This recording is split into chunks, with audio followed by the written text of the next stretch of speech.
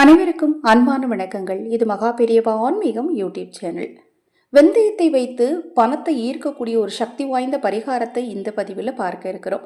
நம்ம சேனலில் நான் போடக்கூடிய பதிவுகளில் உங்களுக்கு சந்தேகம் இருந்தாலும், பூஜை பொருட்கள் உங்களுக்கு தேவைப்பட்டாலும், உங்கள் தனிப்பட்ட பிரச்சனைகள் எதுவாக இருந்தாலும், அந்த பிரச்சனைகளுக்கு ஏற்ற முறையான பரிகாரங்கள் செய்து கொள்ள விரும்பினாலும், அக்ஷயபாத்திரம் உணவளிக்கும் திட்டம் ரூபாய் 30 மட்டும். ஆதரவற்ற ஏழை குழந்தைகளுக்கும் முதியவர்களுக்கும் இந்த திட்டத்தில் எங்களோடு இணைந்து உணவளிக்க விரும்பினாலும் 9344692042 இந்த வாட்ஸ்அப் எண்ணுக்கு தொடர்பு கொள்ளுங்க. இன்றைய நவீன காலத்தில் நாம பலவிதமான பொருளாதார நெருக்கடியில் சிக்கி தவிக்கிறோம். கையில் பணம் தங்கல, வாங்கிய கடனை அடைக்க முடியல, எவ்வளவு சம்பாதிச்சாலும் செலவு கழுத்து நெரிக்குது அப்படின்னு புலம்புபவர்கள் ஏராளமாக இருக்கிறோம். இதற்கெல்லாம் அடிப்படை காரணம் நம் வீட்டில் நிலவும் கண்ணுக்கு தெரியாத சில எதிர்மறை சக்திகளும் கிரகங்களின் அனுக்கிரகம் இல்லாததுமே ஆகும். பணத்தை ஈர்ப்பதற்கு எத்தனையோ வழிபாட்டு முறைகள், பரிகாரங்கள், யாகங்கள் அப்படின்னு நாம தேடி தேடி ஒவ்வொன்றா செஞ்சிட்டு இருக்கிறோம். ஆனா மகாலட்சுமி வாசம் செய்யும் நம் வீட்டு சமையலறையிலேயே செல்வத்தை வாரி வழங்கக்கூடிய ஒரு அற்புதமான பொருள் இருக்கு. அதுதாங்க வெந்தயம். கேட்கறதுக்கு ரொம்ப சாதாரணமா இருக்கலாம். வெந்தயமா? அது வெறும் கசப்பு சுவை கொண்ட ஒரு தாளிப்பு பொருள் தானே அப்படின்னு நீங்க நினைக்கலாம்.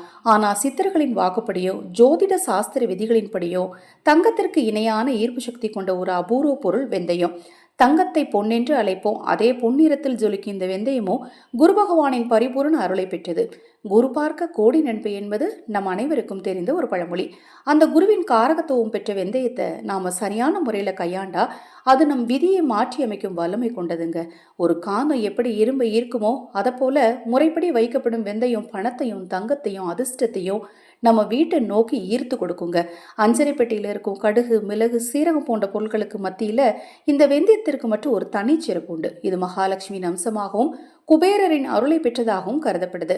இந்த பதிவில் வெந்தயத்தை பயன்படுத்தி எப்படி நம் வீட்டு சமையலறையை ஒரு தனவசிய கூடமா, செல்வத்தை ஈர்க்கும் இடமா மாற்றுவது அப்படிங்கிறத தான் நாம பார்க்க இருக்கிறோம். ஆன்மீக உலகில் ஒவ்வொரு தானியத்திற்கும் ஒவ்வொரு மூலிகைக்கும் ஒரு தனித்துவமான தெய்வ சக்தி உண்டுன்னு நம்பப்படுது. நவ கிரகங்கள்ல முழுமையான சுப கிரகம் என்று போற்றப்படுபவர் குரு பகவான்.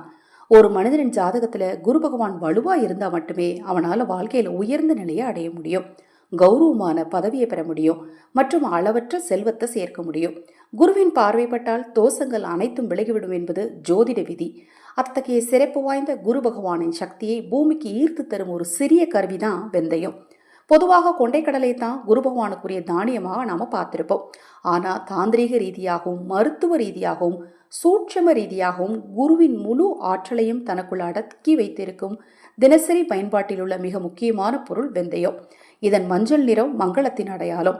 எங்கெல்லாம் மஞ்சள் இருக்கிறதோ அங்கெல்லாம் குரு பகவானின் அதிர்வலைகள் கண்டிப்பா இருக்கும். எனவே வெந்தயம் இருக்கும் இடத்துல இயற்கையாகவே ஒரு மங்களகரமான சூழ்நிலை உருவாகும். வெந்தயம் ஒரு சிறந்த ஜனவசிய மற்றும் தனவசிய பொருள். குருவும் சுக்கிரனும் இணைந்த ரகசியம்.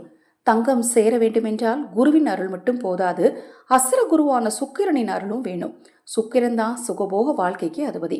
ஆச்சரியமான விஷயம் என்னவென்றால் வெந்தயம் சுவை மற்றும் மருத்துவ குணத்தால் சுக்கிரனின் ஆதிக்கத்தையும் கொண்டுள்ளது. ஜோதிட ரீதியாக குருவும் சுக்கிரனும் இணைந்தால் அல்லது ஒருவருக்கொருவர் தொடர்பு கொண்டால் அந்த ஜாதகருக்கு நிச்சயமாக ராஜயோகம் கிட்டும். நாம வெந்தயத்தை சமையலறையில பரிகார பொருளா பயன்படுத்தும் போது இந்த 2 கிரகங்களின் சக்தியும் அங்கே ஒன்று சேருது. அதனால அந்த வீட்டுல வறுமை என்ற பேச்சுக்கே இடம் இருக்காதுங்க.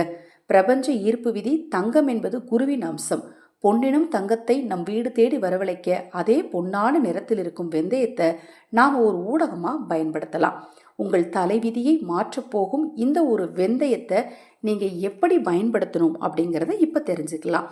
ஒரு கண்ணாடி பாட்டில் எடுத்துக்கணும். அந்த கண்ணாடி பாட்டில ஒரு 5 ரூபாய் நாணயத்தை முதல்ல வச்சுட்டு அதில் நிறக்க வெந்தயத்தை வெந்தயத்தை வச்சுட்டு அதற்கு மேலே திருப்பி ஒரு 5 ரூபாய் நாணயத்தை 5 ரூபாய் நாணயம் இல்லைங்க, 2 ரூபாய் நாணயம் வைக்கலாமா? நான் வெளிநாட்டில் இருக்கிறேன், எங்கள் ஊரில் இருக்கக்கூடிய நாணயத்தை வைக்கலாமா?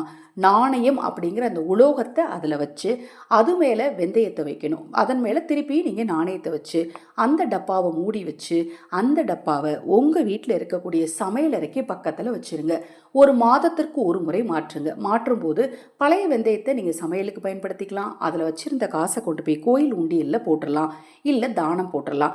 இப்படி நீங்கள் வெந்தயத்தை தொடர்ந்து உப்பு ஜாடிக்கு பக்கத்தில் இப்போ நான் சொல்கிற முறைப்படி வச்சுட்டு வந்தீங்க அப்படின்னா தங்கமும் பணமும் உங்களுக்கு சேர்ந்துக்கிட்டே இருக்கும். வறுமை என்ற பேச்சுக்கு இடமே இருக்காதுங்க. கண்ணாடி பாட்டிலை மட்டும்தான் கண்டிப்பாக பயன்படுத்தணும். மற்றபடி பிளாஸ்டிக்கோ சில்வர் பாத்திரமோ கண்டிப்பாக பயன்படுத்தக்கூடாதுங்க. எங்கள் வீட்டில் வெள்ளி கிண்ணம் இருக்குது, அதில் வைக்கலாமான்னா தாராளமாக வைக்கலாம், தவறு கிடையாது. திறந்தே வைக்கலாமா அப்படின்னா அது மேலே நீங்கள் வீட்டில் சமையல்களை அசைவம் சமைப்பீங்க அப்படின்னா கண்டிப்பாக திறந்து வைக்கக்கூடாது. மற்றபடி நாங்கள் சைவம் மட்டும்தான் சமைப்போம் அப்படிங்கிறவங்க தாராளமாக திறந்து வைக்கலாம், தவறு கிடையாது.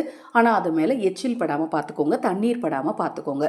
ஒவ்வொரு மாதமும் நீங்கள் அதுவும் சம்பளம் வாங்கியதும் இந்த வெந்தய பரிகாரத்தை செஞ்சீங்க அப்படின்னா கண்டிப்பாக உங்கள் வாழ்க்கையில் பணத்தட்டுப்பாடு அப்படிங்கிறது நிச்சயமாக இருக்காது.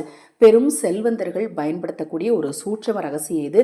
நீங்கள் இதை தாராளமாக இன்றைய நாளிலே கூட செய்யலாம். செய்கிற நேரத்தில் பூஜையில் ஒரு விளக்கு மட்டும் பொருத்தி வச்சு மனதார பணம் சேரணும் அப்படின்னு மகாலட்சுமி தாயாரையும் உங்கள் இஷ்ட தெய்வத்தையும் வேண்டிட்டு செய்யுங்க. இது போன்ற எண்ணற்ற தகவல்களை தெரிந்து கொள்ள நம்ம சேனலை சப்ஸ்கிரைப் பண்ணிக்கோங்க. ஹரஹர சங்கர ஜெய ஜெயசங்கர மகாபெரிவா திருவடி பாதம் சரணம் சரணம். இந்த பதிவை கேட்டுக்கொண்டிருக்கும் உங்களது அனைவரது வாழ்விலும் நல்லதே நடக்கட்டும்.